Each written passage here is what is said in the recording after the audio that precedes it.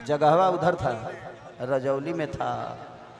हम आग बुताने वाले गाड़ी से भागे थे। हम जिंदगी में वो शो को नहीं भूल सकते। 3 किलोमीटर दूर हम उतरे थे, चौरा चौरा हाथाना डाभी हेल के आए थे स्टेज पे। भाई मैंने जिंदगी में उतनी भीड़ अपने कैरियर में कभी नहीं देखा। जो नवादा के धरती पे मुझे प्यार मिल गया, वो प्यार कहीं नहीं मिला मुझे। तो चलिए, पवन भाई का दिन था, पवन भाई का वो प्यार था, टूट था। और भाई भाई अरे आप क्या कर रहे हैं, आप हम लोग के भाई हैं और तरह से छोटे हैं हम। तार बियाह बाद में होता, हमार पहले रहे तनी हमरा जल्दी ज्यादा रहे। ओ बरा मोबाइल अगर ढेर रही ना तो हमरो जल्दी ना रही, आधा काम तो हम मोबाइले से कर ले रहते। बतिया के तरह दोसरे में रहे। ओए जी, मैंने मोबाइल पर गलत चीज मत देखा करो, माइंड डिस्टर्ब होता है। धर्मेंद्र भाई, हाँ धर्मेंद्र भाई लेकर भागे थे हमको। बहुत भगोड़ा दरोगा है। लेकर भागते हैं ये। और तिया कहतिया, ए पवन भाई को बैठाइए, पवन भाई अब भाई दुल्हा वाला उतार दो। अब हमनी के सभा में बड़ा, हमनी के दोस्त बड़ा तू।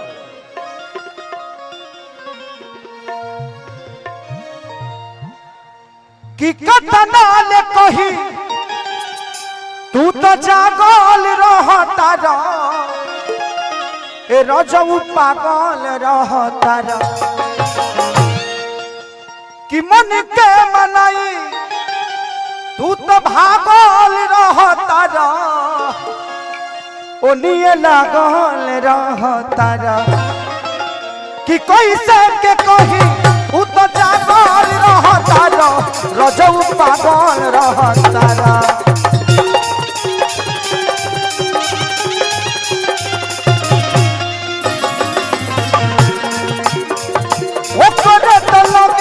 तू तो लागल रहता रा, रजऊ भागल रहता रा।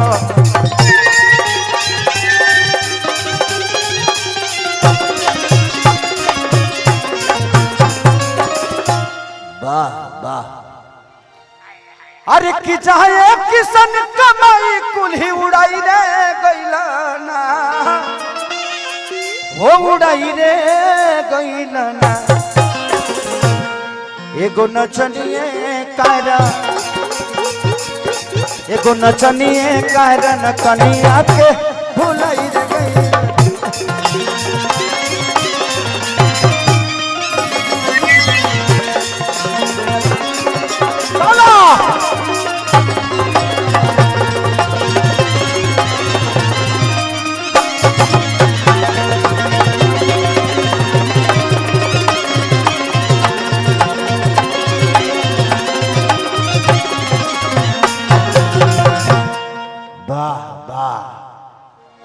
बहुत सारे कलाकार भी हैं, मुझे वो भी देखना है कि सबको बारी बारी से टाइम मिल जाना चाहिए।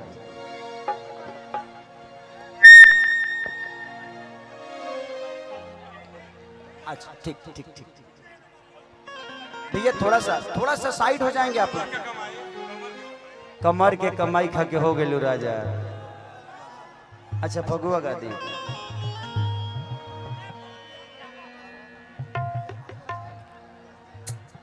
कमर के कमाई खा के हो गई राजा।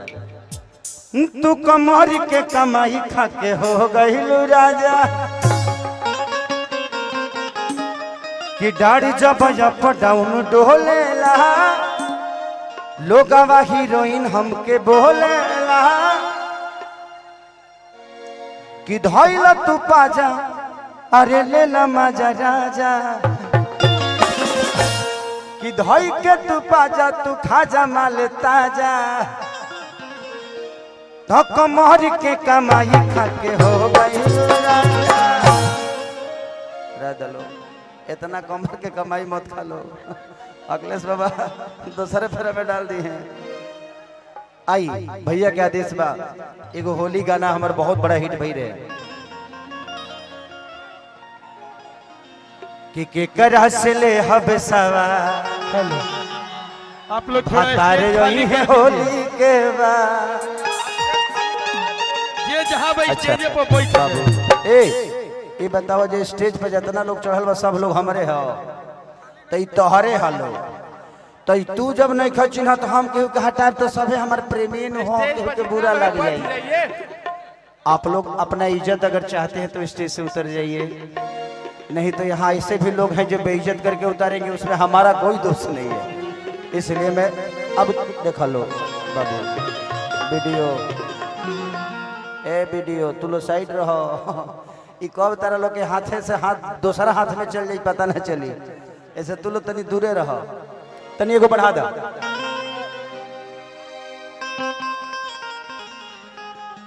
एगो औरत होली यही होली में अपना पति से रिक्वेस्ट करतिया आ कहतिया एकरा के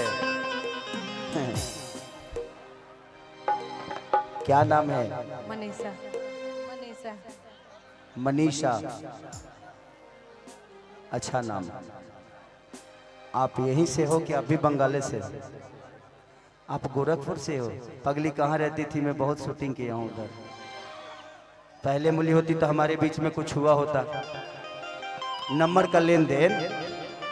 मैंने तारा लोग लेहला देहला में एक चीज हवेला, आदमी लेहल देहल नंबर ओवर ना कर सकेला, उहे करेला खाली। अरे आप सोच बदलिए, एक शब्द का एक अर्थ नहीं होता है, उसके हजारों अर्थ होते हैं। वो आप पे निर्भर करता है कि आप उस अर्थ को, उस रिश्ते को किस तरीके से देख रहे हैं।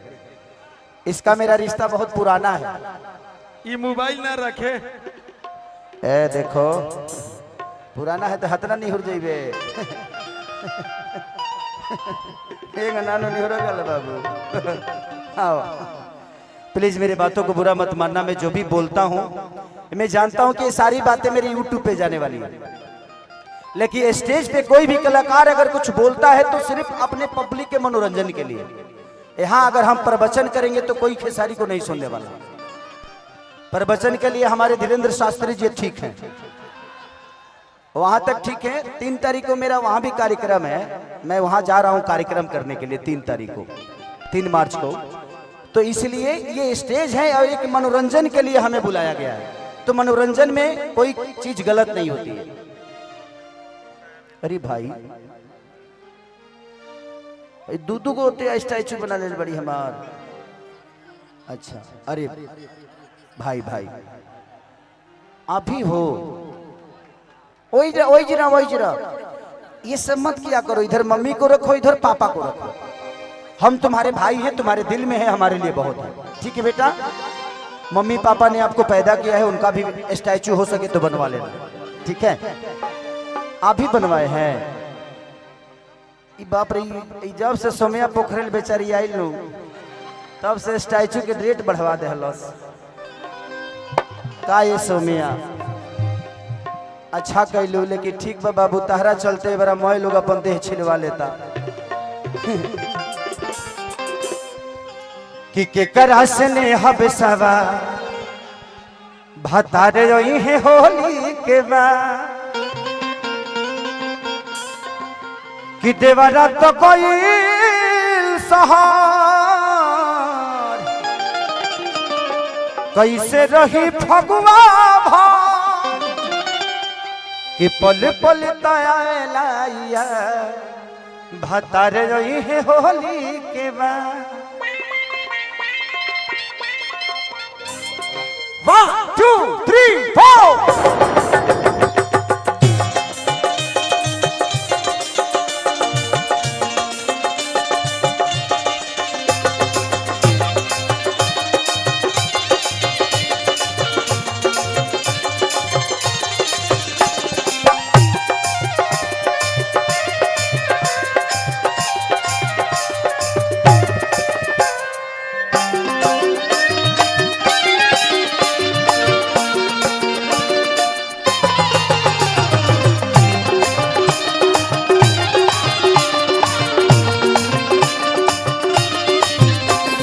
केकरा से ले हब सवा, केकरा से ले हब सवा भतार रही है होली के बा, केकरा से ले हब सवा भतार रही है होली के बा। देवरा तो गइल सहार कैसे रहब फगुआ पल पल तया नैया भतार है होली के बाद एकरा से ले हम सवार भतार है होली के बाद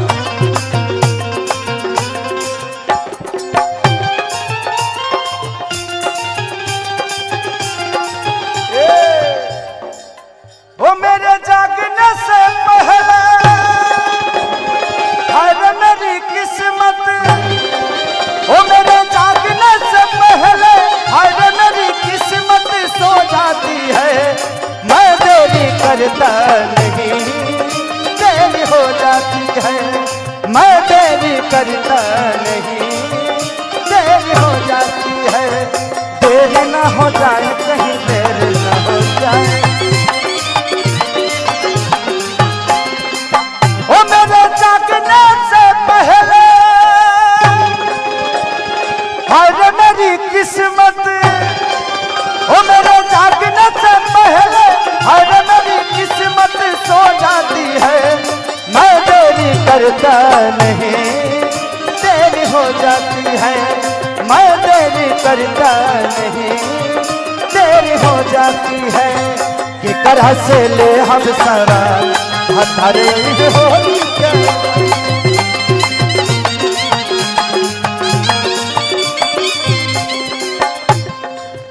औरत कहती है हमर चढ़ल जवानी जैसे चुआ तछानी घर मरद न बाटे कबानी हो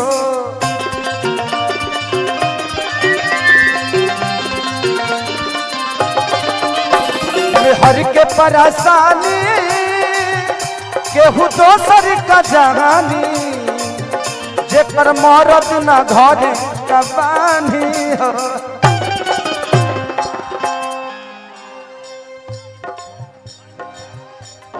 फसल कुली होता बरवा सुखता डालला बिना खाद भतार है होली के बाद एकरा से ले हम सवा भतार है होली के बाद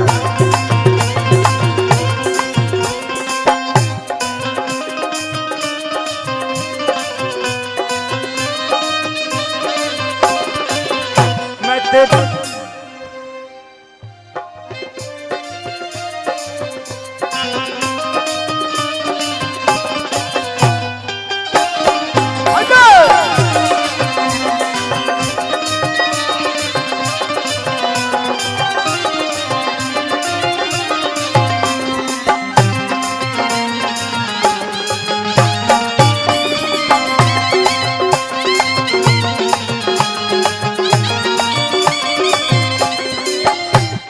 औरत ये कहती है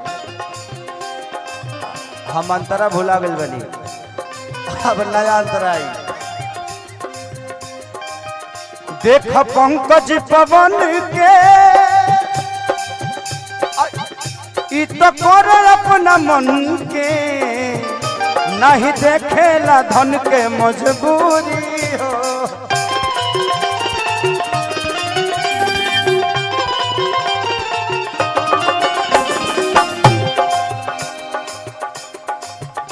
अखिलेश तहरा धन के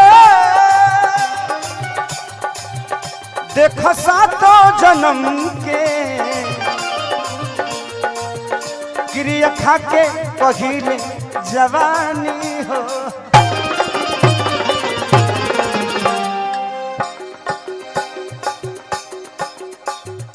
के डाली फसल में खा के डाली फसल में खा भतार है होली के बाद